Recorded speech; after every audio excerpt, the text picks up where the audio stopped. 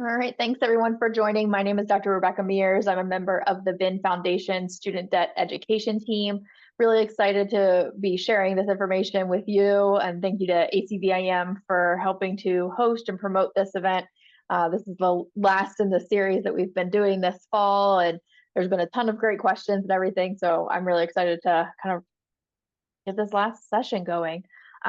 We have the chat is open for anybody. We do try to keep that open for any like technical issues. We also have the Q&A, which you'll find at the bottom of your screen. You can ask questions anonymously using the Q&A. You can also upvote those questions. So if you see something that you're also curious about, that kind of lets us know that a lot of people are wondering about that and be able to prioritize it throughout the presentation. This will be recorded. That will be shared with you, as well as Tony's presentation with all of the links and everything. That will be coming in a follow-up email in the next couple of days, and watch out for that to come from studentdebt@vinfoundation.org. That will also include, for those attending live, the evaluation link to get your CE certificate. And with that, I'm going to turn it over to Tony, and we'll start diving into all of this. Cool, thanks, Becca. So, as Becca said, this is the last in the series, and all of these have been kind of, let's say, building on themselves as we learn more information about what's potentially coming next. With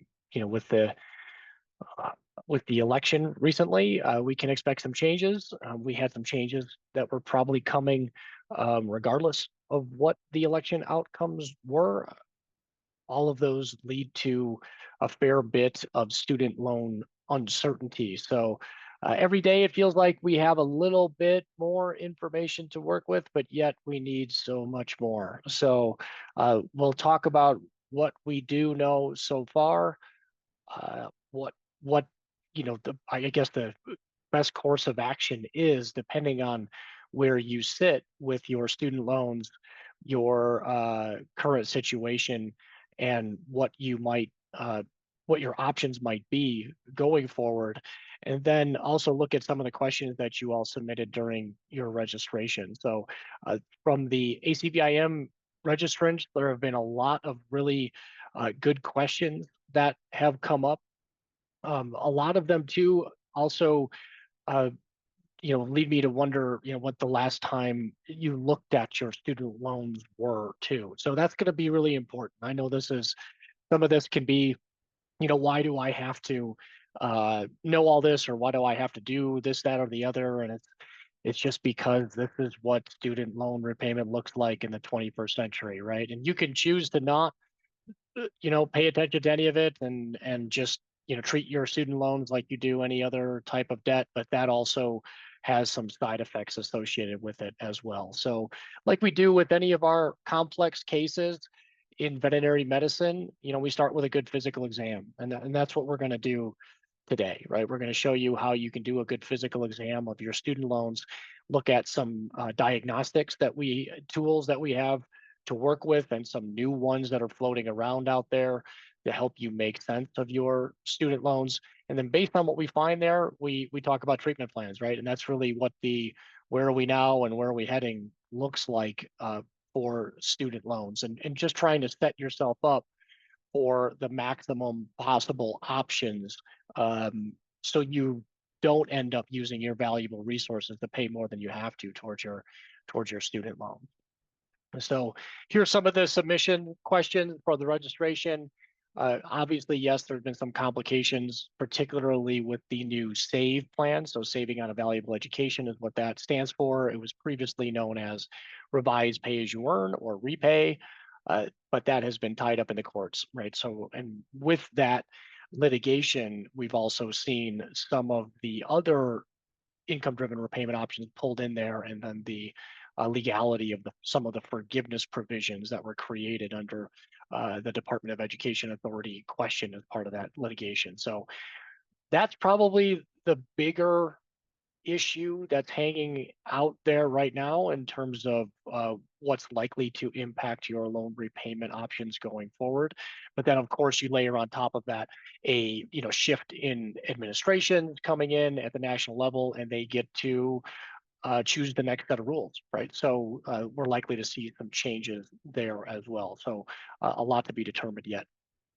Following through in all the 4 different sessions that we've done for ACVIM, at least one person that has registered has referred to the quantity of their student debt, right? But they've all been these subjective terms, right? So, what one person's insurmountable is another person's surmountable, right? So it's really not sufficient to just describe your student debt as large or insurmountable or quantity, right? I mean, the number really matters, right? And not only your student debt number, but your income number too, right? So your debt to income ratio is actually a better measure for determining how best to approach student loan repayment.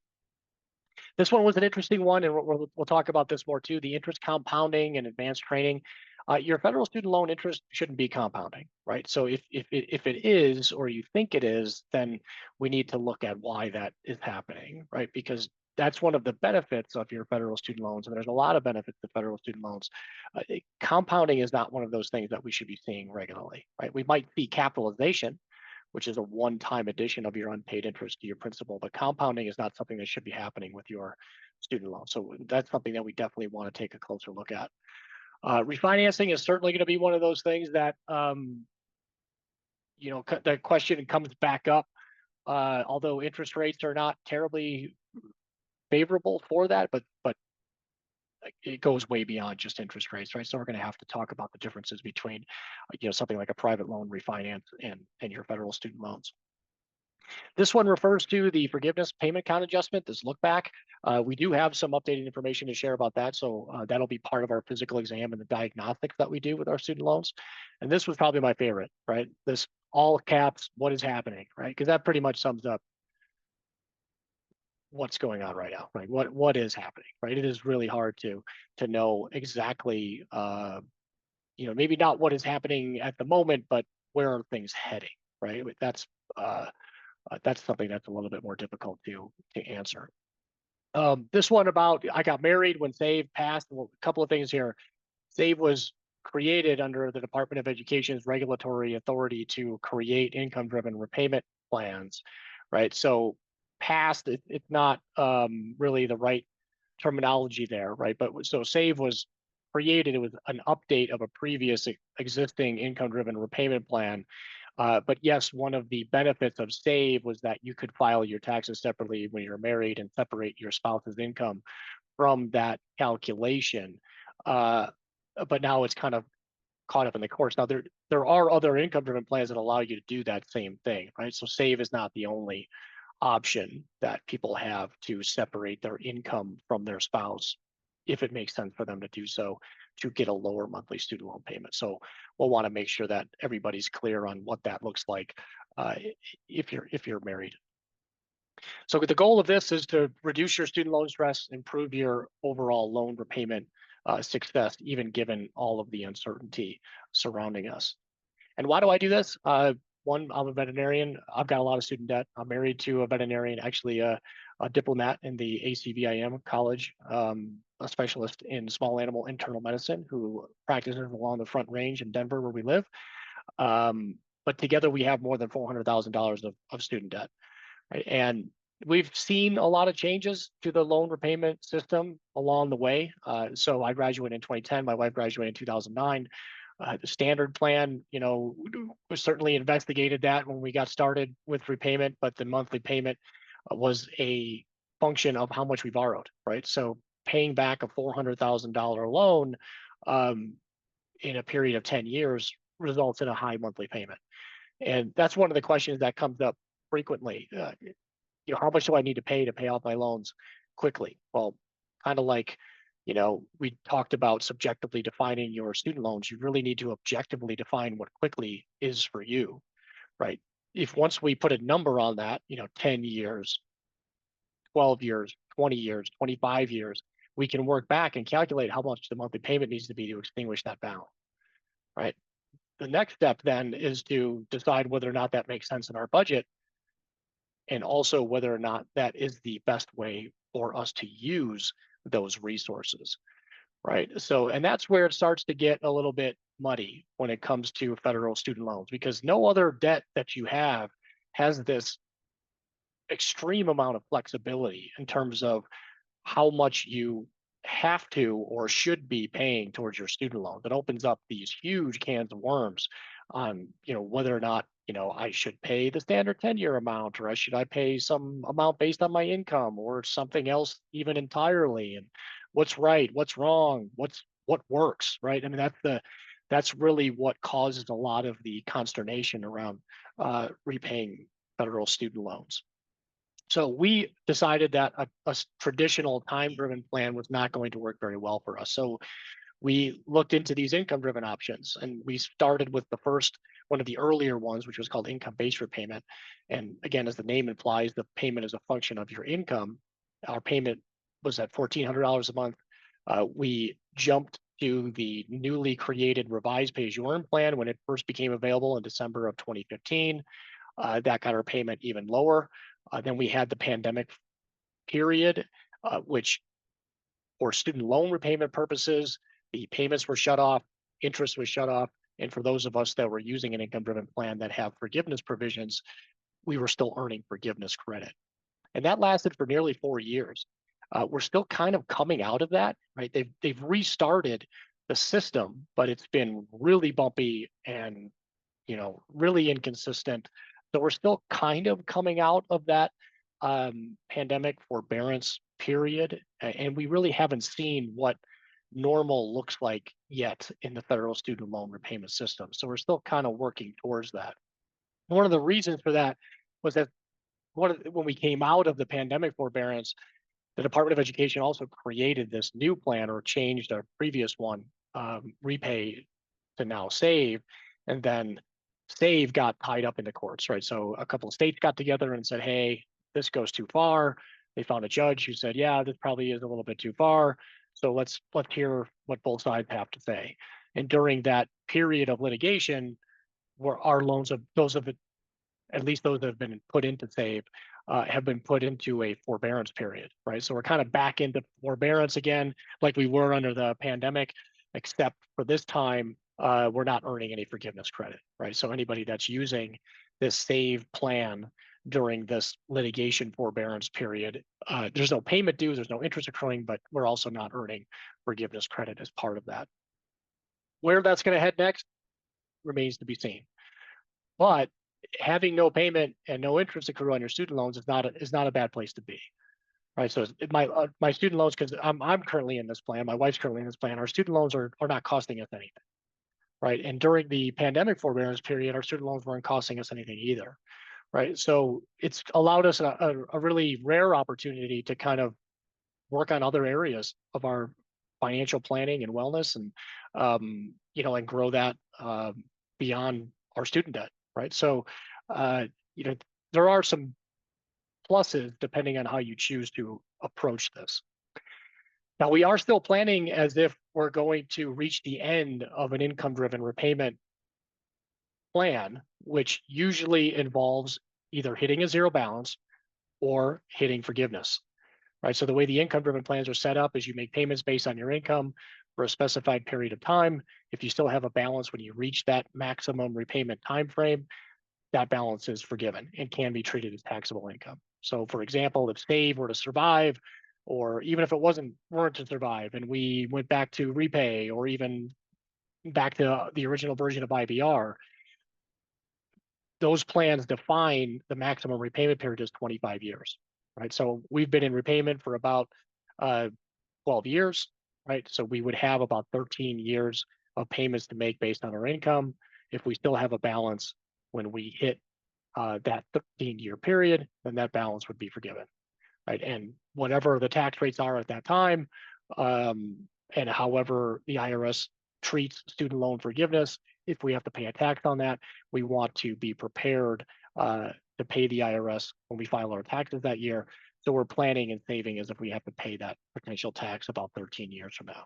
But we're nearly to our goal. I think the last time I did this last week, we were up to 95%. Changes in the the stock markets have brought that a little bit back down to about 93%. Either way, we're really, really close, right? We're really close to what our projected tax target is. Here's what our dedicated forgiveness fund looks like. right? So in addition to making our minimum payments on our student loans when they are due, we contribute to a separate fund. And this is using a platform called Wealthfront. There's dozens of these out there: Wealthfront, Betterment, Ellevest, Vanguard has their own, Schwab has their own, but there's dozens of these platforms out there. Essentially, they're called robo-advisors. But you craft a portfolio based on your risk tolerance. You contribute money to it, and it distributes those funds equally across a diversified portfolio of investments that include stocks, bonds, some other things that, depending on the platform you use, might throw in there: real estate, alternatives, even some of them include crypto investments nowadays. So the dotted line includes the amount that we've put into this fund. The solid line represents the value of the fund, right? The difference between that is the appreciation, the gain in the value of that particular fund. And the bigger this difference is, the less of our own money is actually going to be used to cover that potential tax down the road, right? So we can reduce the total repayment cost for any loans that end up hitting forgiveness by working to build this forgiveness fund separately. And the sooner that we start it, the longer that has to grow. One of the common questions that come up around there is, how would like to pay an amount that covers the interest so the principal can come down to decrease the tax? What is forgiven? And that makes logical sense, right? That you would want to pay some amount extra towards your student loan so you can reduce the amount of tax that you might have to pay at the end. However, that's not a very good idea, right? So why would we, and this overlaps with, this thought question that I want to pose to you all is, why don't we just cash this out and pay it towards our student loans, right? So essentially paying extra, more than our minimum monthly payment, to reduce the balance, which would reduce the tax, right? But that is, it's not a, sneak preview, that's not a good use of our funds, right? So, but why is that, right? Why, you should be thinking about, why would I not want to pay my student loans and potentially hit forgiveness, right, if I have some extra funds to put towards my student loans, right? And for us, the answer is because we're probably still going to hit forgiveness. And this is something that particularly you all as ACVIM diplomats have to contend with, depending on how long you've been in repayment and how much forgiveness credit you might have.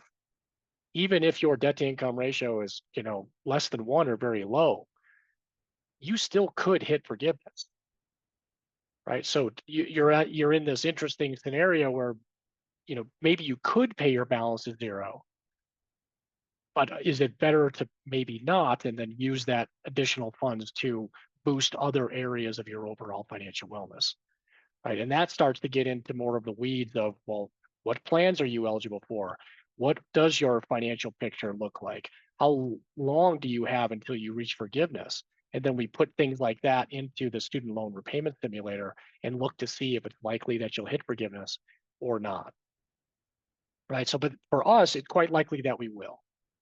Right now, if that changes, or for some reason, if we have to use a different repayment plan that has us paying a higher monthly payment towards our student loans, well, then we'll probably not have as much, if anything, forgiven towards our student loans, which means we've got this extra fund that we could use in a variety of different ways, either to cover the difference in those monthly student loan payments, right, or to save and use in some other manner when we're done with student loan repayment, whether that's via, hitting forgiveness or hitting a zero balance, right? But essentially, what that tells us is that, the time it takes you to reach zero is really, on your student loans at least, is really not that important, right? It's how you use the resources you have available and which ones are going to be best utilized towards your student loans, given the repayment options that you do have available. All right, so that's kind of the big picture. And then now we're going to take a step back, start with that student loan physical exam and work towards, what does that look like for you, right? So looking at our student loans, we're going to find a bunch of different types of loans in there, right? And depending on when you started your borrowing and when you started your higher education experience is largely going to determine which loan types that you see. Most of you are going to have these direct unsubsidized or direct Grad Plus loans. If you've consolidated your loans, you probably have a direct consolidation loan, right? But the key word there is direct. Direct is kind of the umbrella of that program, right? So direct loans are the ones that are available for the most beneficial of the income-driven and other federal student loan repayment benefits. There are a number of other types of federal student loans that we could see show up. So federal family education loans, if you were in higher education anytime before July 1st of 2010. Perkins loans, they were discontinued in 2018, but I still see them floating around. Health profession student loans are a pretty popular one for veterinarians. They are a type of federal student loan, right? If they're consolidated into a direct consolidation loan, then they can be made eligible for things like the income-driven repayment plans and things like public service loan forgiveness. And then we also have loans for disadvantaged students, which I don't see as much, but are very similar to the health profession student loans in that they can be included in a consolidation, so they can be made available or made eligible for some of these other beneficial federal student loan repayment options. We're not going to talk too much about public service loan forgiveness unless anybody here has a specific question about it. We covered that in some of the previous ACVIM sessions, and this is actually the first session where I didn't see a single question about it from the folks who registered, right? So I'm not going to focus too much on public service loan forgiveness. Just know that public service loan forgiveness is a benefit available to your federal student loans, right? They do need to be a direct type of federal student loan. And that can help you have your student loan balance eliminated and not have to pay a tax on it if you satisfy the requirements of working for an eligible employer for at least 10 years, right? But again, unless somebody specifically has a question about public service loan forgiveness, I'm not going to talk too much about that one this afternoon. You can also have private loans. We do occasionally see veterinarians who have a combination of federal student loans and private loans. Private loans are pretty much anything that doesn't fall into this category, right? But a private loan would also be a loan, say, if you refinanced your federal student loan, so you paid off your federal student loans using a private loan, right? Then you would be bound by the terms and conditions of that private loan. And there's no way to get private loans back into the federal student loan repayment system, which is one of the reasons why I generally don't recommend that anybody refinance a federal student loan with a private loan, right? Because it's a one-way ticket. And those federal student loans, you'll hear me say this a few times today, are the most flexible but annoying debt you're ever going to have, right? You don't want to trade a really flexible loan for a less flexible one, right? Even if it's just if it's getting a lower interest rate, right? Your federal student loans go way beyond just interest rates, right? So they have a lot of insurance built into them that can help you navigate periods of uncertainty if and when they present themselves to you. We can check what types of loans we have, right? So this is the beginning of that physical exam process by visiting studentaid.gov. So I'm going to head over there and show you what that looks like. Right, so studentaid.gov is where you went to apply for your student loans in the first place. It's where you can go to manage a lot of the aspects of repayment. It's also where you can log in and obtain a federal student aid data file, which contains all of the ugly details of your higher education borrowing history. I should get this code pretty quickly. Probably going to ask me to update some contact information, which is a good thing to do, particularly if you're moving or changing emails, or if you've changed your phone number. You want to make sure that Department of Ed can get a hold of you when and if need be. All right, so there's going to be a lot of information in here. We can see what my share of the remaining household student loan balance is. You can see my loans are serviced by Nelnet. My next repayment due date is theoretically February 2nd. However, that will only be the case if we have some kind of resolution by the courts. So it could go beyond even that, right? But I do see a lot of February due dates for people in the SAVE plan, but when that court decides and what they decide is really going to determine when the next payments are going to be due for people that are using SAVE. That information there was not enough for me to work with, so I hit the view details button. Let me go back to there because I kind of glossed over that. So this view details button, I'm going to click that. I'm looking for this download my aid data, right? So this is going to give me my ugly details, right? And keep it in this TXT format, right? So it'll download this text file to your device, and then you can use that text file to upload into the VIN Foundation My Student Loan tool, right? And we've got some data nifty twisting and turning tools in there that are designed to work specifically with your federal student aid data file, crank through all of the ugly details in there and turn it into something useful for you to review and look at. And hopefully you all will grab your recent student aid data file and do this now while we're in here. So you can ask any questions that you might be seeing, right? But I pulled a few different examples from those of you that have used this plan or this VIN Foundation Student Debt Center tool in the past. I've got here, let me just use this one really quickly here. And we can use that to walk through what we're hoping to see, right? So you may see some pop-up depending on what we find in the file. Some of these were a little bit old, right? Which is, in the beginning of this session, I mentioned that, at least for some of you that registered, it looks like you haven't done a student loan physical exam in a while. And that's because some of the, most recent data I could find were, more than a year old, right? So much has happened in federal student loan land over the last year, if not last 5 years, that you really need to look at this a little bit more closely, particularly recently with all the things that have been changing. It used to be a little bit okay to be like, oh, I think my loans are doing this, and now it's just not, right? You really need to know what status your loans are in so you know where they should be based on all the changes that took place, as well as where they could go next, depending on what comes out of the courts and what the next administration does when it comes to student loan. Right. So here, if you're using an income-driven plan, anniversary dates are important because that's when you're required to provide that updated income information. So you can see this one is in the past, right? There's been a lot of changes to the anniversary dates. We want to check and see what that most recent student aid file shows in terms of what our next anniversary date is. And this person was either using the save or repay plan, and we just want to make sure that everybody's aware that those particular options are blocked by the courts right now, right? So there's a little bit of uncertainty going on there.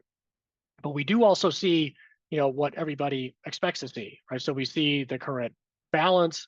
We can see there's a differentiation here between principal and what's called unpaid interest, right? So your charged interest on the principal, if you have a monthly payment that's less than the interest, right, then you can have this unpaid interest. Or if you were during your residency training, if you were using an income-driven repayment plan, right, you would have a payment that's lower than the interest that's accruing in most cases.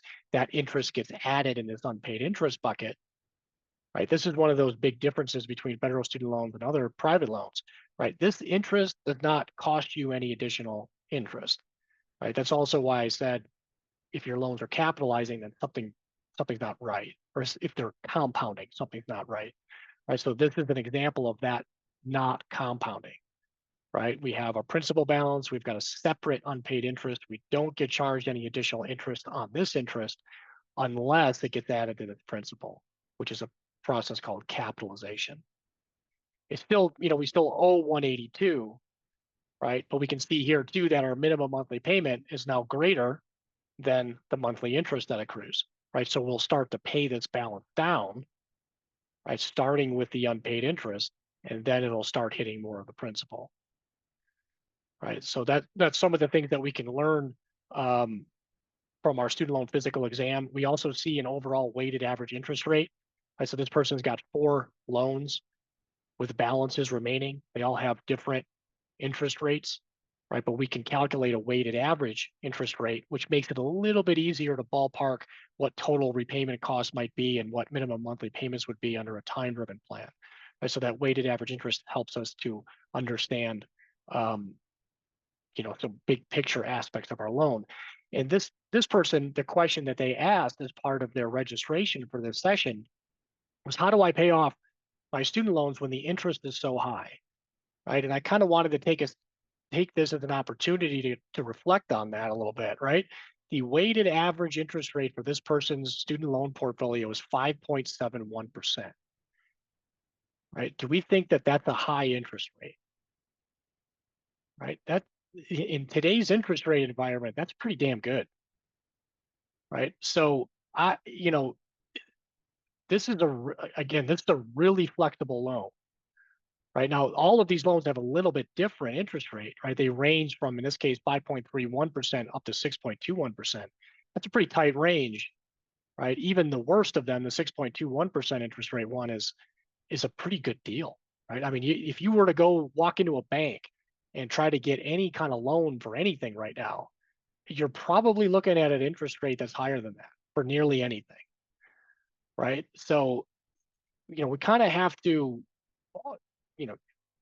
yes, interest sucks no matter how much you have to pay. But relatively speaking, this is a really good deal, particularly for a loan that'll pretty much let you pay whatever you want towards it, right, as it fits in your budget. Now, this particular person had a minimum monthly payment of $2,000 a month using the REPAYE plan, right, before it was converted to Save.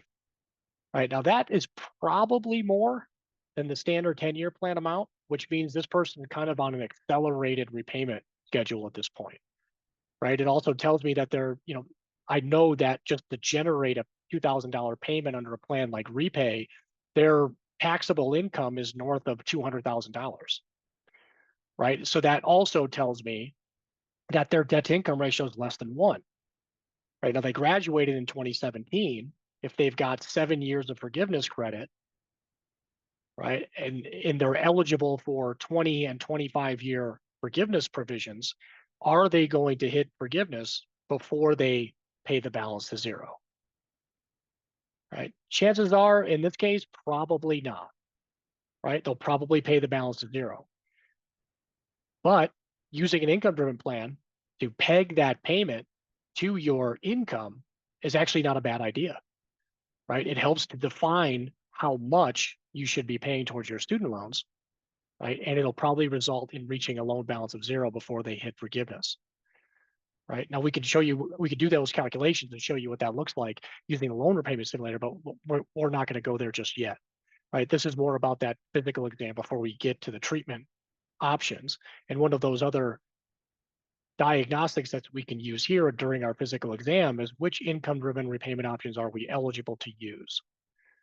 Right, so this one falls into an income-driven repayment profile that I call IDR Profile 2, right, which includes the old version of IBR, pay-as-you-earn, and revised pay-as-you-earn, what is now known as Save, right, which is the plan that they're currently using. Right now, they could potentially use the pay-as-you-earn plan. Now, the main difference between pay-as-you-earn and Save from a forgiveness standpoint is that forgiveness happens at 20 years here versus 25 years. Right, but it's also quite possible, just looking at this monthly payment amount, that this person might not be able to get back into pay-as-you-earn.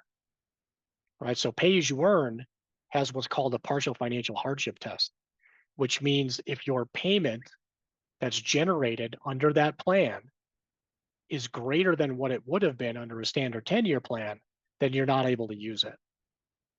Right, so they may have already kind of gone past their opportunity to use pay-as-you-earn, right? Because they're no longer eligible because they won't pass that partial financial hardship test.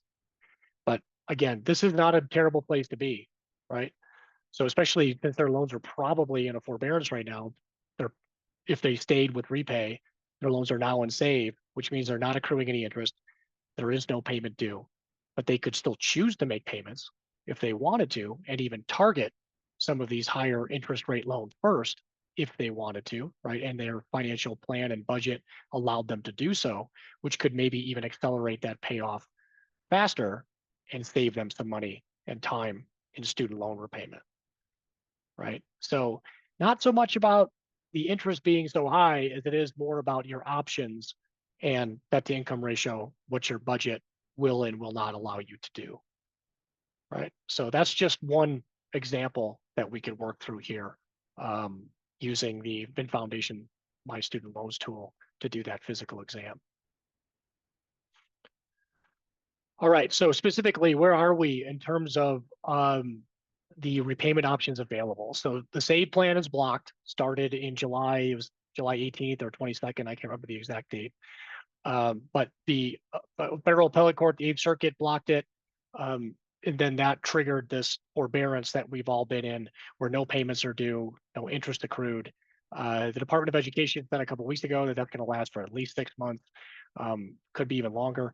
In the documents that they put out, reopening pay as you earn and ICR, they were talking about it potentially extending years.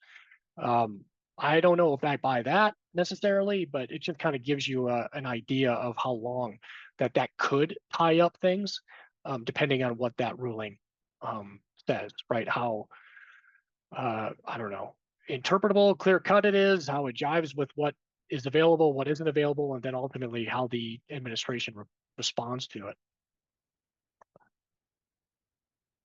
All of the forgiveness under the Department of Ed created plans. So ICR, which was the original, pay as you earn, revised pay as you earn, which is now SAVE. Forgiveness is not able to be granted under those particular plans right now. You can still earn forgiveness credit, but if you were to eclipse the forgiveness threshold, right? So let's say you were using, you know, pay as you earn, and you were coming close to 20 years in repayment, and you finally eclipse that 20 years. Right now, the Department of Education isn't granting forgiveness for anybody that's using one of these, what are called Department of Ed created plans. If you cross that forgiveness threshold using an income-based repayment plan, then you still are eligible for forgiveness. Right, and this has to do with the difference between how these were created. The Department of Education created these. Congress created the IBR plans that specifically define forgiveness, when it should occur. This is part of some of the things that have been challenged in that litigation, whether or not Department of Ed had the authority to create these forgiveness plans in the way that they created them. Right, so that's what differentiates those two groups. They are, you know, if you've been trying to use the federal student aid system to apply for a plan, to recertify your income, a lot of that has just been put on pause, right? And because of the litigation around SAVE and forgiveness. They do say that they're going to start resuming those applications in the coming weeks. I don't know what that means exactly. Maybe they've started that. It's kind of hard to tell. The electronic applications are back open, but they are a little bit buggy, so you have to be very careful in terms of how you're using them. I take good notes, take lots of screenshots, look for confirmations, right? You want to make sure that you're able to reproduce the information that you submitted when it gets to the loan servicer and they maybe do something different than what you were expecting, right? So you're going to have some documentation that says what your intentions were. So taking screenshots and looking for confirmations and ways to print out that information is really helpful. You can also submit a payment or like a paper application too, or a PDF version directly to your loan servicer, and that might be a little bit easier way to, you know, document your intentions than using the electronic application, which has been just unfortunately fraught with a lot of errors recently. Just last week, the Department of Ed moved to reopen pay as you earn and ICR plans. So when they created SAVE, they phased out pay as you earn and ICR on July 1st. Right, so if you weren't using those plans as of July 1st, you weren't allowed to apply for them, so they weren't taking new applicants. However, that's what they're moving to change, right? Because, you know, there's not a lot of repayment options available right now other than IBR. They're moving to reopen pay as you earn, and ICR. So there are other income-driven options available to borrowers. So that's probably going to take another 3 weeks or so before they're able to open those. So I'm looking at maybe mid-December for pay as you earn and ICR to be reopened. If you are working towards public service loan forgiveness, it's probably a not a bad thing to switch from save to pay, depending on what your monthly payment would be. This is really the issue, right? So, and this kind of relates back to the pandemic forbearance and all of the problems we've had with repayment restarting, that a lot of people have some very low monthly payments right now. And switching plans means you're going to be providing updated income information, which if your income is higher than it was, before the pandemic, when you last maybe used your income to set your monthly payment, right, then your payment's going to go up, and it could be significantly higher for many of you, right? So you really have to decide, does it make more sense to force a higher monthly payment by switching plans, or just sit tight to wait and see what the courts say, what the next administration does when it comes to student loans, right? So those are some things that are difficult to work through because there's no clear cut answer for either of those. If and when you do apply for plans, particularly if you try to get your loans into SAVE, you can still apply for SAVE. They'll put you first into a processing forbearance. So 2 months, it can last, so 60 days. Interest will accrue. You do get forgiveness credit for those 2 months of that processing forbearance.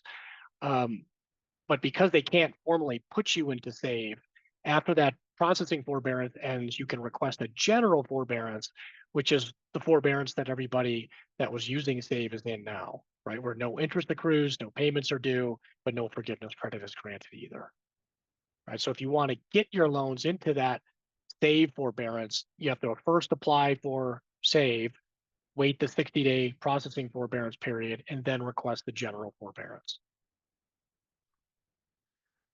This is one of the newer diagnostics that are available, right? So if for the person who asked about the repayment one-time adjustment, quote, look back, this is the forgiveness count adjustment that was offered between April 2022 and June of 2024, where the Department of Education said, hey, look, federal student loan repayment has been a mess.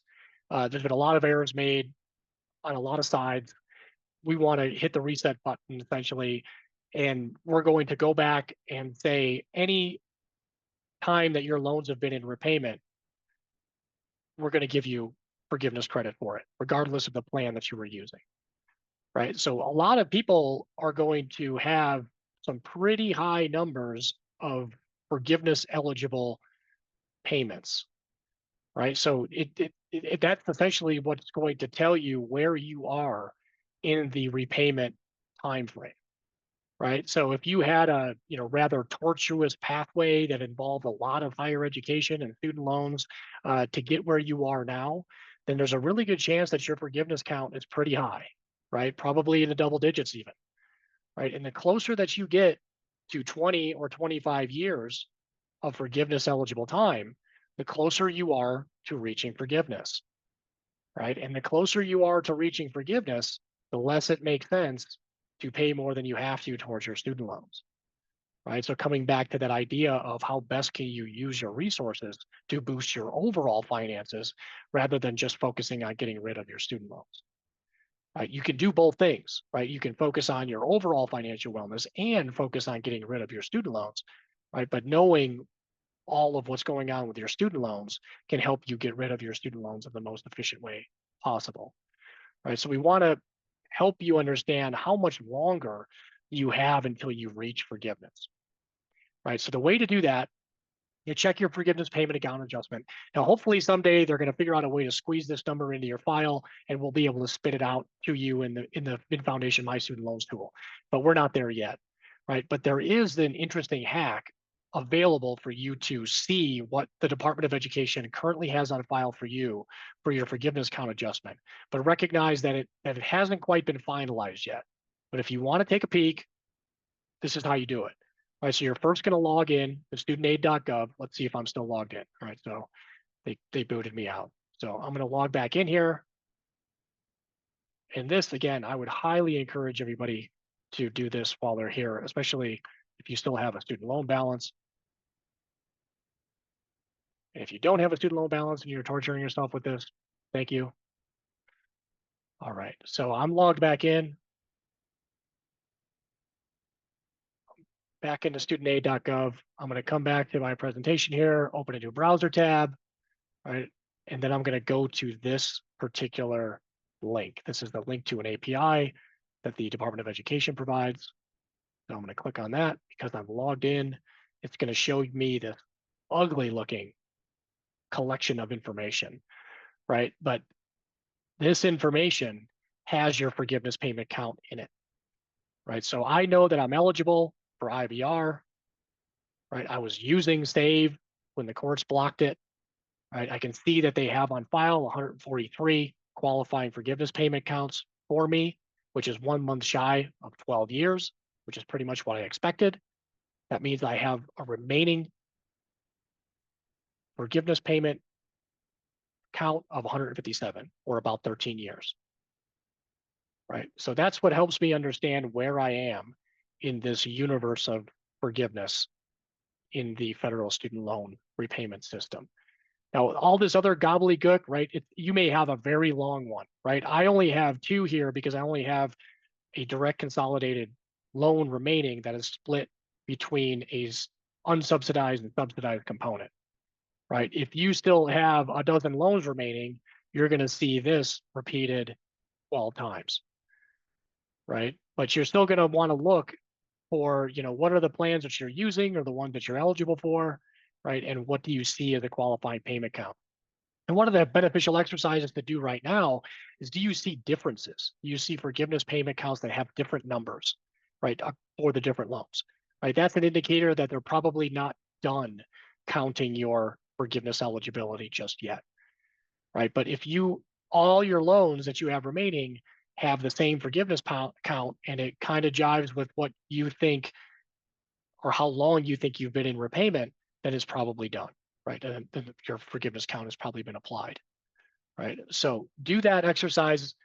Make sure you understand where you are in the forgiveness timeline, because that is really important information right now to help you determine whether or not you should kind of push forward to hit a zero balance on your student loans, or you should be looking for some eligible income driven plan that helps you have a lower payment to reach forgiveness, right? So that's going to be one of those really important pieces of information that we to use to answer questions just like this, right? What is the best way to pay off my student loans that'll cost me the least if I'm in IBR or pay as you earn, right? So first step, which one of those plans are you currently using?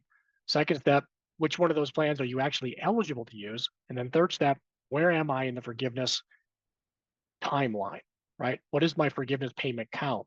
So I know about how much longer I have until I reach forgiveness. Then we can start running simulations to see if you're more likely to hit forgiveness or if you're more likely to pay your balance to zero. And for many of you, right, your debt to income ratios might be less than 1, right? So that forgiveness count becomes even more important, right? Because you're going to be making higher payments towards your student loans. And you might, this save forbearance period, right? This period where there's no interest accruing, there's no payments due, you could potentially use this as an opportunity to accelerate your student loan payoff, right? And save yourself some interest, save yourself some time in repayment. As long as you're not sacrificing other more critical areas of your financial wellness to do that, this could be a unique opportunity to knock down those student loan balances sooner rather than later. All right, so if you are using an income-driven plan, this is kind of the latest information on when you're going to be required to provide updated income information. It depends on your anniversary date, right? So where's my example here? This person's anniversary date was in the past, right? Because it's an older file. Let me see if I've got one that's got a newer anniversary date in it. I think I do. Somebody that has used this VIN Foundation Student Debt Center a little more recently, and also registered for this session. That's this one.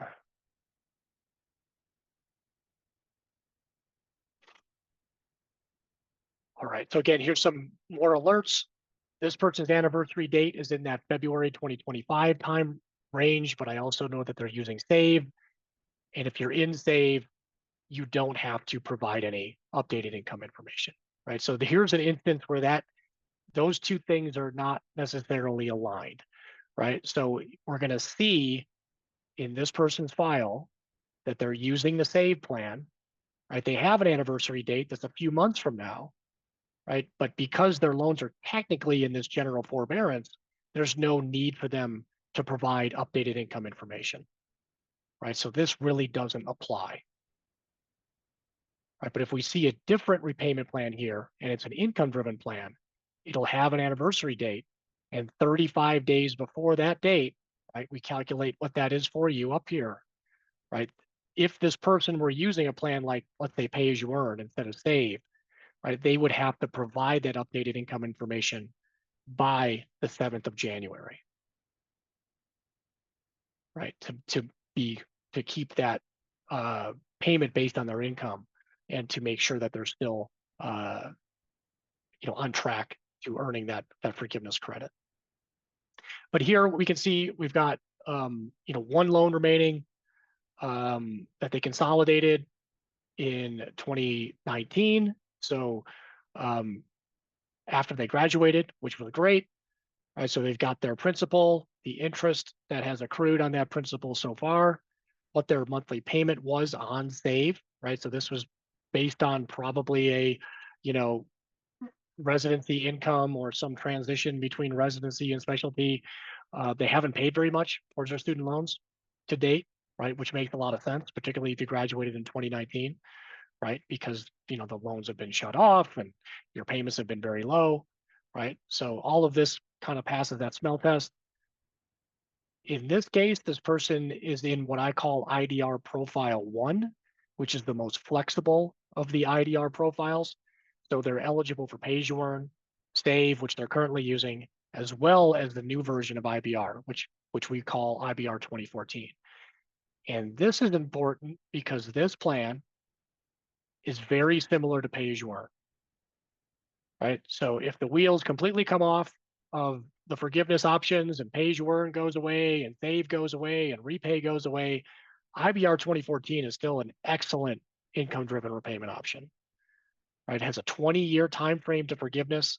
The payments are reasonable. They're the same as they're calculated in a pay as you earn and revised pay as you earn before it. So 10% of your discretionary income. So it's a really good plan, a backup plan to use, right? But you have to first see if you're eligible for it. Like those folks like myself that are eligible for the older version of IBR, it's not nearly as good as the newer plans, but it'll be better than nothing if, the bottom completely falls out from under the income-driven plans, right? So those are things that I'm looking at here. This person also was concerned about the tax on forgiveness, right? So a couple of things to consider here, right? Especially as ACVIM diplomats, right? You guys' income is generally above average, right? Not the case for all of the specialties, but generally speaking, above average, right? This person's student debt total is below average, right? So the average for people who are carrying student debt is around 190,000, at least as of the last graduating class, right? So when you have a below average amount of student debt,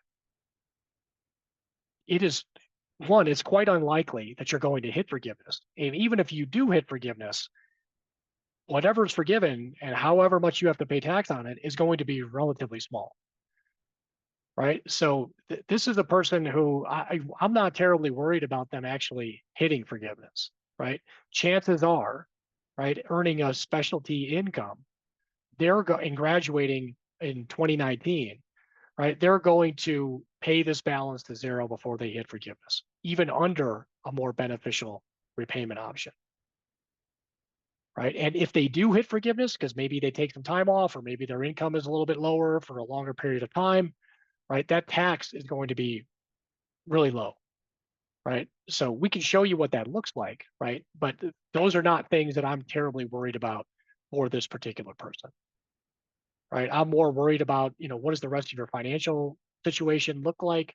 What are your options? What are the monthly payments that are associated with those options, right? And then what is that likely to do long term, right? Is it likely to result in a zero balance or a forgiven balance, right? So I wouldn't worry too much about the tax in a situation like this, right? So lower debt to income ratio, lower total balance, higher income potential, right?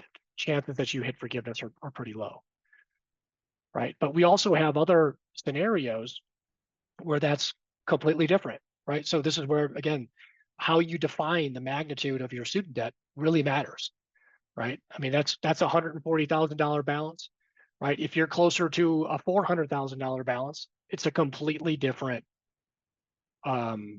consideration, right? So no, it's quite likely that you will hit forgiveness, even if you have a very high income, right?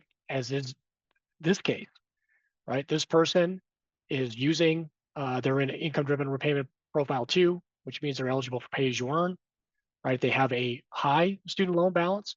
They're using pay-as-you-earn, so they're still earning forgiveness credit, right? But at this point, graduating in 2016, presuming that they have 8 years of forgiveness credit logged, right? We'd have to confirm that, checking that API tool that we walked through, right? They're 12 years from reaching forgiveness, right? Even if they stay with pay as you earn, they're not going to pay this balance to zero before they hit forgiveness, right? So no matter what their income is, right? And the way that pay as you earn works, right? So this is one of those ones where it makes sense to sit tight, not pay any more than you have to, right?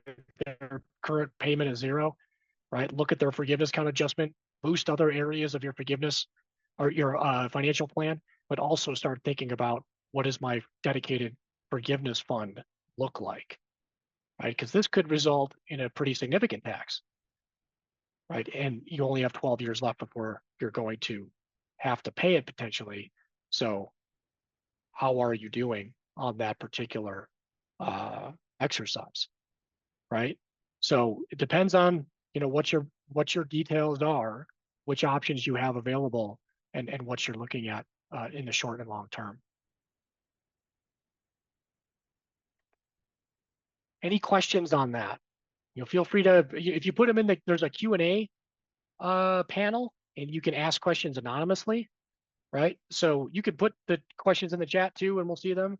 But if you open up the Q&A panel, which is a part of your Zoom tools there, you can ask those questions anonymously too, if you prefer.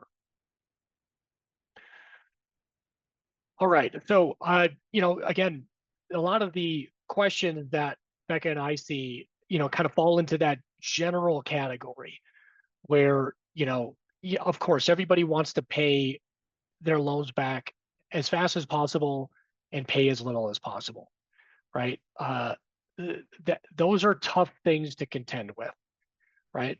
The way to pay your loans back as fast as possible with it and pay as little as you have to for them is to pretty much write a check for the balance, right? That will assure that you pay no more than the current balance is. It reduces the amount of interest you pay, and you're done with the loans, right? That's not feasible for most of us, right? The next best option for paying as little as you have to for your student loans and having them go away as quickly as possible is public service loan forgiveness, right? So if you work for an academic institution, or you have an opportunity to work for an academic institution, or maybe you even earn some public service loan forgiveness credit during your training, then that's the quickest, cheapest way to eliminate your student loans, right? After that, it's a spectrum in between, right? Depends on your debt to income ratio, depends on which repayment options you're eligible for, depends on whether or not you're projected to hit the forgiveness and which options you're able to use, right? So we try to find something that falls in between there that works best for us, right? So time-driven options are always available to you with your federal student loans, right? So that 10-year plan I was talking about earlier, you can extend it to 15, 20, 25 years. This is what makes your student loans so flexible. If you consolidate your loans, you can extend it all the way to 30 years, The longer the time frame, the lower the monthly payment, but the more you're going to pay in interest. Right. And this is where we run up against issues. Right. So for that person who has $400,000 of student loans, if they want to eliminate that balance in 10 years, right, they have to pay nearly $4,500 a month. Right. And they're still going to pay $136,000 of interest. Right. That's just how the math works. Right. So in those instances, we're generally not terribly eager to recommend those types of repayment strategies. Right. And that's where these income driven options are so helpful, right? Because they peg your payments to a percentage of your income, or even in some cases, they cap them at the standard 10-year plan payment. So for those of you that are earning more money than you ever thought would be possible, if you're using or your loans are already in a plan like pay as you earn or IBR, right, then your payment is capped. It would never be higher than it would have been under a standard 10-year plan, right? Which gives you the option to then choose how much extra you want to pay if you're not projected to reach forgiveness. All right, so but the income-driven plans, again, kind of drives everybody crazy because they, particularly lately, they keep changing. So revised pay as you earn turned into save, pay as you earn and ICR went away for new applicants, right? But then save got blocked, right? And now we're going to see these other plans potentially return, maybe next month, right? So, you know, I can see the appeal for trying to eliminate your student loans quickly so you don't have to keep track of what's going on in the income driven world, right? Alternatives, some things that people like to try, snowballs, avalanches, other accelerated versions, I don't find that they are terribly helpful for federal student loans. However, right, for those of you that have very relatively low debt to income ratios, right, like in the example I showed before, right, if you wanted to try to pick off some of the higher interest rate loans first, right? This is a great opportunity to do that with your loans in that save forbearance, right? So in that portfolio I showed you that had 4 remaining loans and it had one loan that was at like 6.4%, right? If you wanted to target that particular loan, right, your highest interest rate loan first, right, when they do kick you out of that save forbearance, right, you'll have paid down some of that balance, less interest will accrue, right? It'll be easier, shorter for you to reach zero on your student loan, right? But if you're still going to hit forgiveness because you have a high forgiveness count, you're eligible for a plan like pay as you earn or the new version of IBR, right? These types of things generally aren't a very good idea, particularly if you're on a path to reach forgiveness, right? So, you know, it really depends on the scenario, but I generally don't find them to work very well for your student loans, except if you're in that very low debt to income ratio scenario.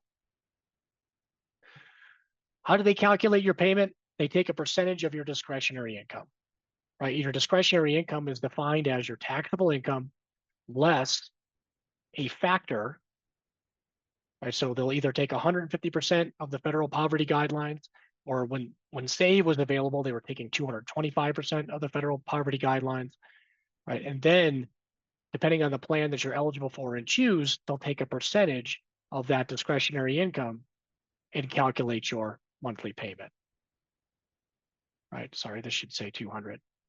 But these are examples of what those minimum monthly payments would be, right? So if you're struggling with how much should I pay, calculate what the income-driven plans that you have available, so which IDR profile you're in, right? How much are those minimum monthly payments, right, compared to what you're paying now? And how will that fit into your budget?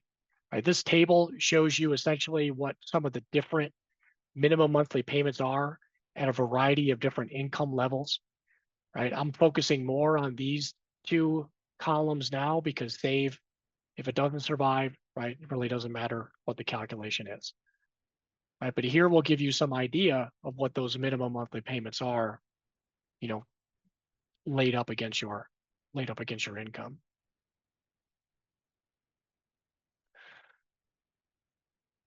All right. And then if you do hit forgiveness, right? So forgiveness is defined, particularly for the IBR plans, right, at either 20 or 25 years, depending on which one you're eligible for. And if you have any balance remaining when you hit that period, that maximum repayment period, that is what's forgiven or canceled. Then we can also have Congress create exemptions, right, which is currently what we're living under. So as part of the legislation governing how some of the things were working during the pandemic, they included a tax exemption for anybody who received student loan forgiveness in tax years 2021 through 2025. So if you receive forgiveness in any of these tax years, that amount is not treated as taxable income at the federal level, even if it's not public service loan forgiveness. Right now, where you fall in terms of your overall tax bracket, if you do have to pay that tax, determines what that tax will be. Right, so the top federal tax bracket, income tax bracket in the U.S. right now is 37%. Right, so it's not going to be any higher than 37%, which means you get a 63% discount, worst case scenario, on whatever is forgiven, right? Which again is why it doesn't make a lot of sense to pay extra for loans that are going to hit forgiveness, even if you have to pay a tax, right? Kind of back to that question I posed earlier, why don't my wife and I cash out our forgiveness fund and make a payment towards our student loans? Because if we hit forgiveness, right, we're still going to have to pay some tax. It'll be a lower tax, but we just paid more than we had to because we decreased the discount that we receive from a higher amount being pushed into forgiveness. Right? So again, we're not taxed at 100% in this country, right? So, and it's not likely that we will be. So you're going to get some kind of discount on your remaining student loan balance if it looks likely that you're going to hit forgiveness. All right, this is your last chance to ask any questions on public service loan forgiveness. Again, I'm going to kind of skip over that for this session just because I didn't see anybody ask about it in the registration. So I'm going to focus more on the income-driven plans and kind of where we are and strategies that are associated with that instead. All right, so moving on to some of the repayment strategies. Choose the one that's going to work best for your circumstances, and ideally using some objective measures, right? So we'll try to take a lot of the subjectivity, a lot of the emotion out of student loan repayment.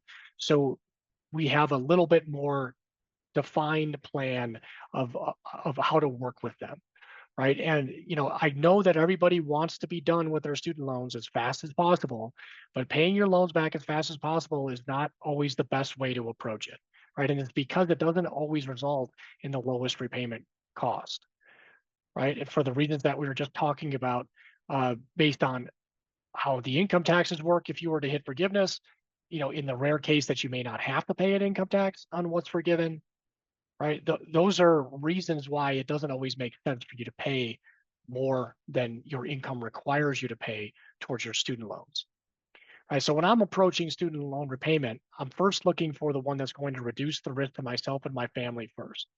Another bonus of your federal student loans is that if something terrible should happen to you, nobody else is going to be responsible for paying them, right? They go away with you, right? So a lot of times I hear people saying, I'm going to pay off my student loans because I don't want my kids to have to pay it back, or I don't want my spouse to have to pay it back. Well, that's not going to happen. Right. So if, we don't have to worry about that aspect of student loan repayment. Right. So the next step is like, okay, well, how can I minimize the monthly payment to the level possible allowed by options available so I have more money available in my budget to work with? Right. I would rather have a say at where all of my income goes rather than letting my student loans be the primary determiner of that, right? Or some guesstimate of a payment above what my minimum monthly payment is, not knowing if that's helpful or hurtful, right? So I want to be in the driver's seat when it comes to where do my funds ultimately end up going, right? So at first, I'm going to set my payment on my student loans to the lowest level I can based on my available repayment options. And then using my budget, looking for areas that I can maximize first, like tax advantaged long-term savings, like 401ks or 403bs, Roth IRAs, those sorts of things, health savings accounts, right? Those types of opportunities, right? Looking for, starting an opportunity fund or a home down payment fund, or buying a practice, starting a practice, all of those other types of opportunities that can help increase my overall financial wealth and wellness versus just paying extra towards my student loan, right? And then after I reassess that budget, if I'm doing all of those things and I still have more left over than I know what to do with, well, then maybe I'll take a second look at paying extra towards my student loans, right? But not until I know that those other areas are taken care of first.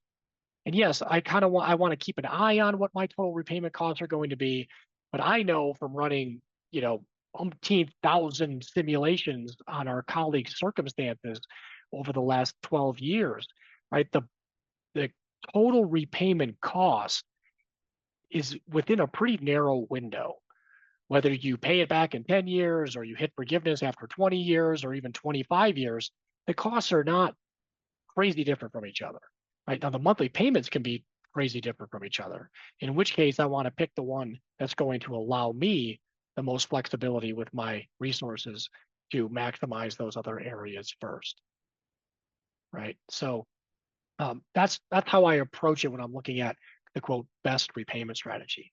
Now, from running those thousands of simulations, right, some themes arise, right? And this is where that debt to income ratio plays in, right? So if my debt to income ratio is less than 1 and I don't have a lot of forgiveness time logged, right? I've checked my account and it doesn't look like I have very much, right? I'm going to pay my loans to 0 before I hit forgiveness, right? You might not even reach public service loan forgiveness, right? This comes up too, right? So people that, have a $150,000 income and $75,000 of student debt remaining, right? You may not hit public service loan forgiveness, right? Because the minimum monthly payment on your student loans might extinguish that balance before you hit the 10 years required to hit public service loan forgiveness, right? And the same thing happens for the income-driven plans. And it's even more likely because the income-driven plans don't trigger forgiveness until 20 or 25 years, right? So you make payments for longer.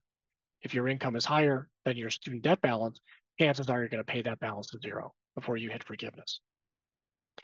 If your debt to income ratio is greater than 2, right, and particularly if you've logged some forgiveness time, probability is high that you're going to hit forgiveness, whether that's at 20 years or 25 years. It's even higher if it's at 20 years instead of 25 years, right? So checking my forgiveness count adjustment, checking my income-driven repayment eligibility, right? So looking at that income-driven repayment eligibility tab in the My Student Loans tool, right, helps me understand what's my likelihood to reach forgiveness, right? If I'm eligible for pay-as-you-earn, the new version of IBR, my debt-to-income ratio is greater than 1, I've got some forgiveness time, probability is pretty high, right? If I don't have much income-driven forgiveness time logged, my debt to income ratio is less than 1, chances are pretty high that I'm going to hit 0 before I hit forgiveness. All right, so that's what's really driving the recommendations that we provide to people now in terms of where they should ultimately end up. And because you guys also fall into that potential to have a debt to income ratio less than 1 sooner rather than later, right? You have to be aware of that partial financial hardship test that comes with pay-as-you-earn and IBR, right? So if you are going to try to use one of those plans, then you might have to think about the timing of that, right? Now, some of you might be beyond that already, right? If your debt to income ratio is less than 1, right, and you're not already using one of these plans, it may be difficult for you to get in to one of them. But if you were using one of them during your training or during a period of lower income that you ultimately had, right, then you're probably going to want to stay with those plans, right? Because once you're in it, you can't be kicked out of it, right? They'll still calculate your payment based on your income, but they'll cap it instead, right? So rather than charge you a higher monthly payment, they'll set it to what it would have been under a standard 10-year plan if you no longer meet the partial financial hardship requirement after you're already in it, right? And that can be helpful too, right? Because then it keeps your payment relatively low compared to your income. Then you can choose whether or not you want to pay extra towards your student loans or use those funds elsewhere in your overall financial wellness strategy. All right, for those of you that are overseeing those that are doing advanced training, right, encourage them to not defer their student loans.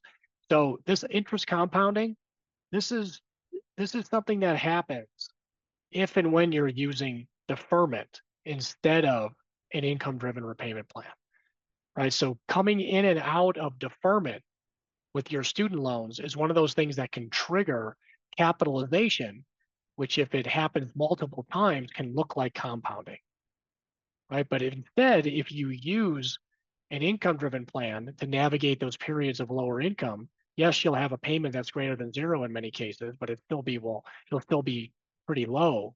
You'll prevent that interest from getting added to your principal, right? And you'll prevent that compounding feeling that you might have from your student loans. One of the tricky things that happens during residency training or PhD, particularly at academic institutions, is you're usually enrolled in classes as part of that. And when the system sees that, the Department of Ed tries to automatically defer your loans like they did when you were in veterinary school. So you didn't have to make any payments, right? But the difference is after you're graduated from veterinary school and your loans get put into, or they try to put your loans into this automatic deferment, you can waive that and say, no, I don't want that. I want to keep my loans in an income-driven plan instead, right? Keep making those payments so I can prevent that capitalization from occurring when those loans come out of that deferment. So just something to be aware of, particularly if you're kind of overseeing or maybe you're mentors to folks that are currently doing their training now. For those that are married, it's complicated, right? When it comes to your student loans, right? So we have to look first, who has student loans, right? Do you both have student loans? Is it just you? If it's just you, you probably want to look at filing your taxes separately. If you do file your taxes jointly, which is, once you get married, 99% of the time, if you sit down with an accountant, they're going to just presume you're going to file jointly, right? Because most of the tax incentives favor getting married, filing jointly, right? But if you have a pretty significant student loan balance, that can change the equation. It's one of those things that tips you for the 99% over into the 1% that might consider filing their taxes separately. Right? Because if you file your taxes separately when you're married, that's one of those opportunities that allow you to not include your spouse's income in the calculation for your monthly student loan payment, right? But you're probably going to pay extra in taxes by choosing to file separately, right? So you have to justify that additional cost by making sure you're going to recoup that in a lower or significantly lower monthly student loan payment, right? Because it doesn't make sense to file separately if you're only going to save a little bit on your monthly student loan payment and you're going to pay more in taxes, right? So in that case, it makes more sense to file jointly, pay a little bit more towards your student loans, and take the bigger tax benefit by filing jointly versus filing separately, right? So you do have these options, and you can change from year to year, right? So just because you filed jointly the past year doesn't mean you can't file separately for this year, right? And then you can switch back to jointly if it makes sense, right? It really depends on how your circumstances change. But there's two different components of that exercise, right? So there's a cost benefit on how much is it going to cost me in my student loans. There's a cost benefit and how much is it going to cost me extra in taxes, and pick the combination that's going to result in the maximum amount staying in your household budget, right? Because then you have the most to work with to redirect to other areas to help improve your overall financial wealth and wellness. We can help you with the student loan repayment simulator. There's a switch in the family section that allows you to test filing separately versus jointly, but it only shows you the cost difference on the one side of the equation, the student loan side, right? It'll show you the monthly payment difference and total projected cost difference for your student loans only, right? Then it's going to be up to you to meet with a tax accountant or, use some kind of tax software that's going to help you understand how much extra filing separately would add to your cost so you can put the two together and figure out which is going to help you keep the most of your resources in your overall budget. Community property states are a little bit different beast, right? So California, Texas being the big ones, but there's a whole host of them, mostly concentrated around the West Coast, with the exception of Wisconsin and Louisiana, kind of being those non-West Coast outliers. But if you live in a community property state and you file your taxes separately, they essentially average your incomes, right? So your spouse gets half of the household income, you get half of the household income. That can, again, present an interesting opportunity depending on what the difference between your household incomes are, right? So if you are the high earner in the household and you average your income with your spouse's, you could have a tax return that shows a significantly lower adjusted gross income on it, which could make filing separately look even more enticing and an income-driven repayment strategy more appealing, right? Because from a cost standpoint, you'll pay even less towards your student loans. Right now, you still have to see if it's going to be enough to eclipse the extra tax costs associated with that. But scenarios like that in a community property state tend to incentivize filing separately versus jointly in those student loan repayment circumstances.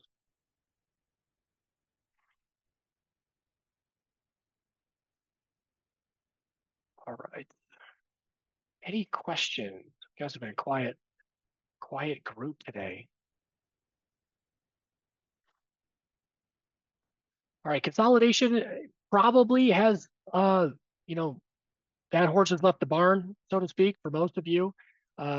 If you're far enough along in repayment now, and particularly if you've got some significant time logged in terms of your forgiveness credit, it's probably not going to make a lot of sense for you to consolidate your loans. However, if you do have some oddball loan types remaining, some federal family education loans, some health profession student loans, and you're on a track to reach forgiveness, or you would like to have those loans included in your income-driven repayment strategy, then it may make sense to consolidate some of those loans in order to help them become eligible for some of those federal student loan repayment benefits. But generally speaking, if you're going to apply for a consolidation, it's best to do so as soon as you can after you graduate from vet school. Right? The further you get away from vet school, the less it makes sense for you to consolidate. Except sometimes we see some rare temporary opportunities like we did during the forgiveness count adjustment, where they were kind of waiving all of the penalties associated with consolidation to incentivize you to consolidate. Unfortunately, that period has ended, right? So now, consolidating comes with more cons than pros the further you get out from graduating. But it still can make sense in the right circumstance. Which, if you have questions about that, so I haven't mentioned this yet. So when you're using the VIN Foundation Student Debt Center, it's going to ask you to log in, right? And if you've ever been a VIN member, you'll have a username and password, and that's what we're looking for. And if you never did, or you can't remember what it is, you can set one up through VIN Foundation. But essentially, we're looking to provide personalized assistance to veterinarians and veterinary students only. And one of the ways that we can check that is through having a VIN username and password, or access through the VIN Foundation, right? So you can see here that it knows that I'm logged in. I'm logged in using my VIN username and password, but it also provides me access to the student debt message boards, right? So if you guys are familiar with VIN, the message boards are kind of that heart and soul of VIN, where you've got colleagues asking questions about cases and a lot of different people chiming in to help answer those questions or provide some insight on those particular cases. We borrowed from that concept in the student debt area, and we have a message board dedicated specifically for student loans, right? And there's thousands of these in here, right? Which are essentially all of you and your cases. And if you submitted a student debt and income signalment form and chose to have your case posted anonymously, you'll see it show up here, right? So, and that's what these are, right? So these are, a lot of these are student debt and income signalment form summaries posted from our colleagues, right? That show their student debt information, right? What they're currently doing, right? And then we go through and provide an analysis of that situation. We kind of the things that we've been talking about here today, right? We do that physical exam. We look to see what your income-driven repayment eligibility currently is, right? Which plan are you using? What's your minimum monthly payment? If there's any anniversary date information in there, right? What that means against the current goings on are, right? So the save litigation and, you know, what that means for your anniversary date in that case. We'll even run some simulations with you, or we'll analyze your simulations that you've included in the student debt and income signalment form posts so we can help you refine them so it's more likely to know if you're going to hit forgiveness versus not hitting forgiveness, which can change your repayment strategy in the short and long term, right? So all of those things are available to you, right? So if you don't want to ask questions here today, you're not sure which questions you want to ask, you can post in the student debt message board area.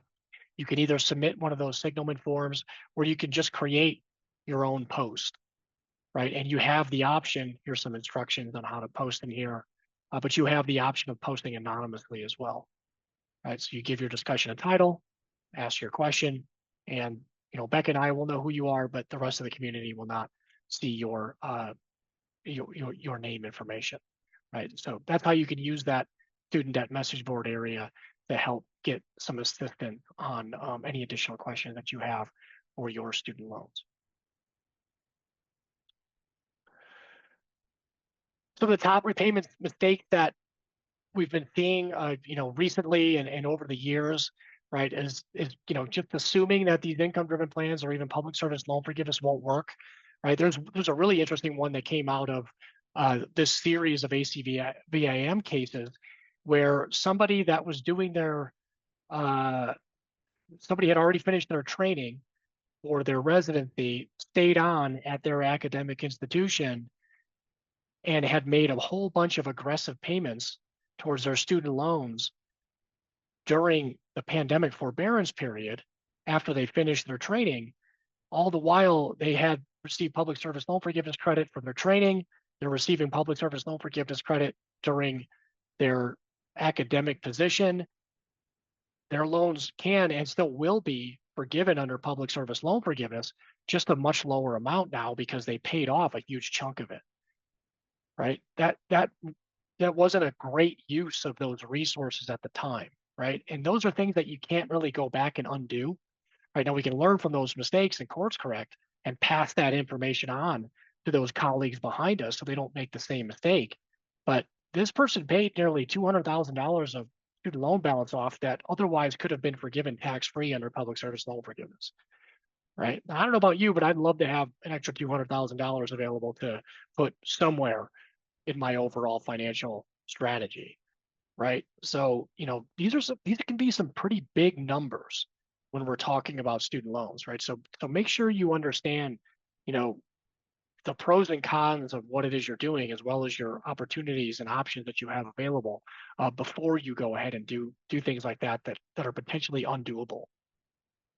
You know, choosing the right income-driven plan, that's really hard now, given all the uncertainty, right? But we can still do our best to look at what options you have available to you and what you're likely to have available to you, no matter what happens out of these periods of uncertainty, and help you choose accordingly. Trying to keep your loans out of the deferment. Now, the forbearance, different story, right? The save forbearance, pretty beneficial. Deferments during residency training, not so beneficial, right? So we want to make sure we can differentiate between those sorts of things. Making sure that you're maximizing other areas of your financial wellness first. which is what we'll head to finish off this session, give you some ideas of what some of those critical financial wellness areas are that should be taking priority ahead of making extra payments towards your student loans.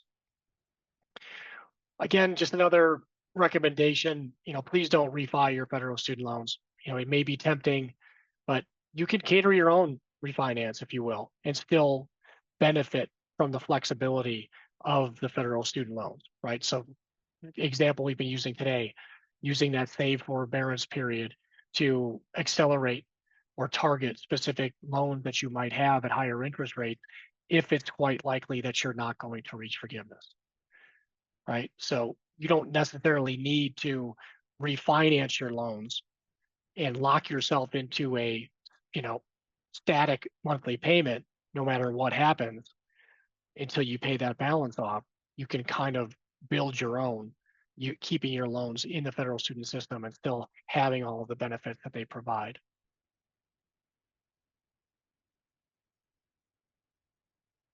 All right, so build a budget, right? Can't manage what you don't measure, right? And unfortunately, according to our colleagues, the majority aren't measuring, right? So, yes, some of this non-clinical stuff is really hard, right? But the clinical stuff is way harder, right? So building a budget, you're just managing your financial ins and outs, right? So start simple and keep building, keep adjusting, ask questions, right? But your budget is what's going to drive all of this, right? We ask as part of some of those signal informed questions, do you have an emergency fund? How big is it, right? But we can't really know how big it should be unless we know what your budget looks like, right? So if you have a budget, you know what your average expenses are, we can multiply those expenses by 3, multiply them by 6, right? Set some targets for our dedicated emergency fund, right? Everybody should have one of an emergency fund first, right, before they embark on paying extra towards their student loans, right? I would also aggressively start retirement savings, right? A lot of us are a little bit late to the retirement savings game because of how much time we spend in school, right? So that means we've lost some of that benefit of time, and time is really valuable in a long-term retirement savings, right? So we're all playing a little bit of catch up. So I want to start with at least 10%, if not 15% of my gross income, ideally dedicated towards tax advantaged accounts like 401ks or IRAs, right? Those sorts of things are going to allow those funds to grow tax-free, right? So they take precedent over making extra payments on your student loans. If you have other less flexible debt, like credit card debt, private loans, other loans, auto loans, right? Things that are maybe even have a lower interest rate than your student loans, but are going to be less flexible, right? I would pay those off before I pay extra or above and beyond what the minimum monthly payment is due on my student loans. Save for the down payment on a home or a practice. The more money you're bringing to the table, the better candidate you're going to look like from the bank standpoint when they're offering you a mortgage. Don't let your student loans start you from, prevent you from starting or postponing starting a family if that's something that you want to do. If you are going to manage your student loans using an income-driven plan, make sure that you're looking at whether or not you're going to hit forgiveness. And if you are, start a dedicated forgiveness savings plan. Right? For those of you that are just coming out of a residency training, right, your tax returns may not show a full year's worth of your income yet. Right? You can use that transition to help document your income so you have a favorable minimum monthly payment on the income-driven plan, which gives you some time to build that budget, build some of these overall financial, other critical areas of your financial wellness plan, and then you'll have a little bit higher student loan payment down the road, right? So this is like an income-driven repayment on-ramp, if you will, in terms of getting your loan repayment strategy settled into, right? So maybe you were earning 60 grand a year last year, and this year, or at least on paper, on an annual basis, you're going to earn $250,000. Well, when that 250 hits a full tax year, right? Then your monthly student loan payment will reflect that if you're using an income-driven plan, right? So you've got some time before you have to worry about that higher monthly student loan payment. So you can use that time to your advantage. We could take a look at that too. Let me, using some of the uh, examples that we uploaded here, right? So let's use the simulator and show you kind of what this looks like. Right now, this is going to be me guessing, but you can put your own income information in here and start looking at whether or not you're likely to hit forgiveness. This person graduated in 2017. We'll assume that they've got 7 years of credit logged towards forgiveness and that they're using Save. So I'm going to send this over to the student loan repayment simulator. Blow this up a little bit so you can see it a little easier. So I pulled over all that information. What it didn't pull over, and we're currently working on this in the background, right, is updating your years in repayment, right? So that's where that forgiveness count adjustment comes into play. So if you have that data available, plug it in here, right? What's your current income, right? What does that look like for you right now? If you've got a recent tax return handy, pull out that tax return and look for the adjusted gross income line item. Right? When you use your income for an income-driven repayment plan, they'll always accept your adjusted gross income. And the most recent one that you probably have on file is a 2023 one.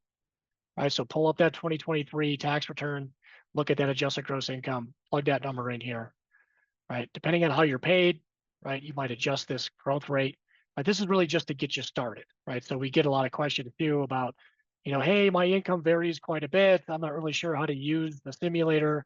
Well, you could change any value you want in here, right? But if you want to start with something simple, just to see how this thing works out and then adjust it later, go for it, right? You can make this as specific as you need it to be for your circumstances, and the more specific you make it, the more accurate the simulation will be. Right, so if you're married, yes, no, the ever popular, not yet.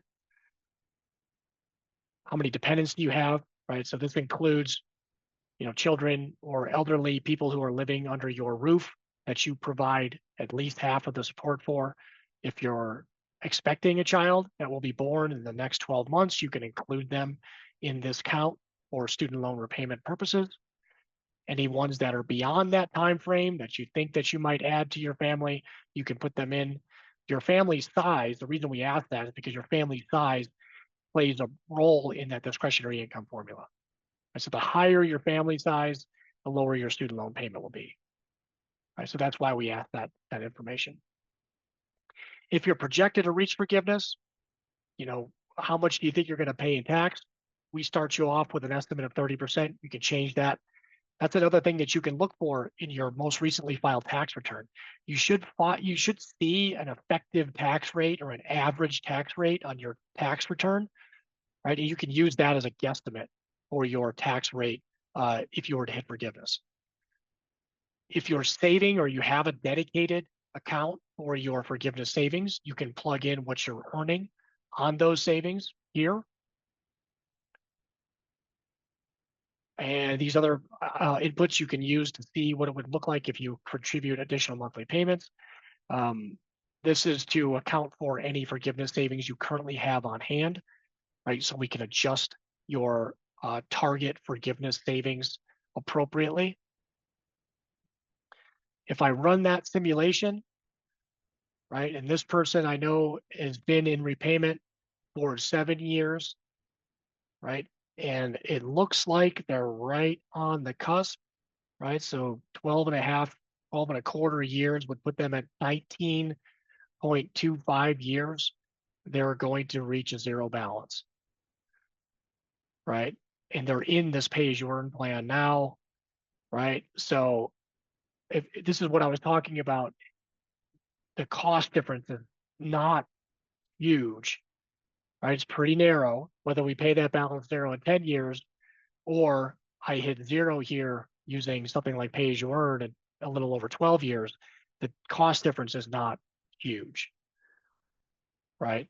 So this is one where it's like, well, it really depends on what my actual income does.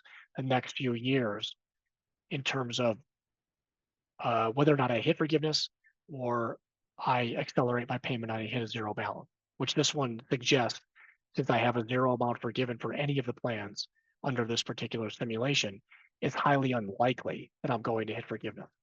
In which case, this could be a good candidate depending on their household budget for accelerating their student loan payoff after they've met some of those more critical financial wellness items.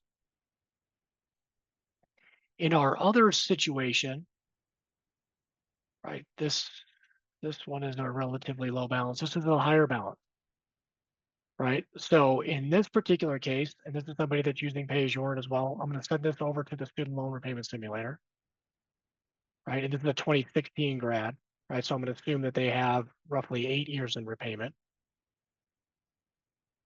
right? I'm going to even give them a higher income here just for the simulation purpose. Right, I'll leave these things unchanged. When I have a higher balance, when I'm kind of in that $300,000-$400,000 range, I'm going to bump up this projected tax just to be careful. Right now, even with this person who has a higher income, right, they're projected to hit forgiveness. Right, and that amount that they're projected to pay in total is a lot less than trying to pay it off aggressively. Right now, somebody with a $250,000 income, they probably could relatively easily pay, maybe not easily. They could pay $3,500 a month to pay that balance off. But if they did so, right, they're actually going to pay more than they have to. Right. And that's where you have to be a little bit careful. Right. I would rather pay less towards my student loans, work on some of those other areas, plan for the potential tax. Now, how do I do that? The forgiveness planning module shows us that we're likely to have $320,000 forgiven. If I assume a 35% tax rate, I'm looking at a tax bill of about 112. I've got 12 years before that happens. So I have to be, a little bit cognizant that that's going to come up relatively quickly. This amount that I have to save, if I'm earning 4% on those savings, will help to reduce that cost. Here's my total projected repayment cost for that particular student loan balance. Right. So those are the differences that we can look for in those simulations, whether or not we're projected to reach forgiveness. In this case, it's quite likely that we want to pay as little as we have to. That's going to depend upon the options we have available, and then start our dedicated forgiveness fund so we're ready to pay that tax when that happens.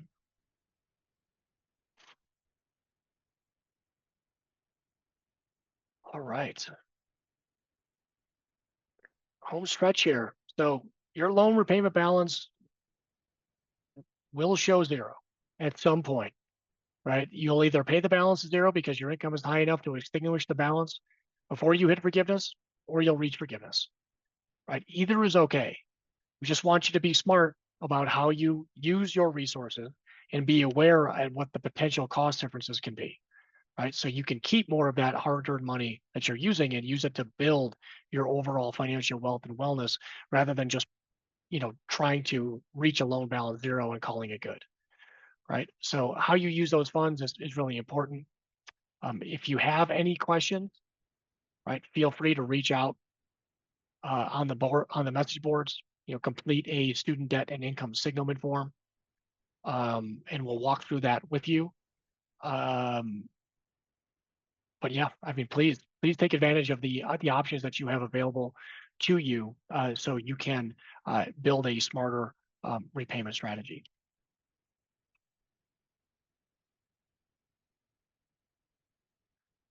Any other questions before we cut you loose?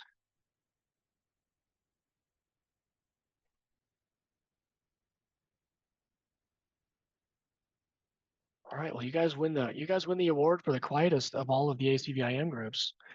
So hopefully that either made 100% sense or it was so confusing you're not even sure what questions to ask. So But again, feel free to read. I'm always the type that the questions start coming in once it starts sinking in. So I'm glad you pointed out the message boards and how to get there, because if you're like me and you'll start thinking about it more tonight and tomorrow and be like, oh wait, he mentioned this and now I'm not sure. Feel free to find us there. Yep, for sure. Well, thank you, everyone. Thank you, Tony. Thanks, ACVIM, for helping partner on this series. And then just a reminder that you will receive the follow-up email with all the information, including how to get your CE certificate, attorney's prezi, some additional helpful resources. And that will be coming in the next couple of days from studentdebt@vinfoundation.org. Great. Well, thank you, Becca. And thanks everybody again. And, please feel free to reach out with any additional questions you might have.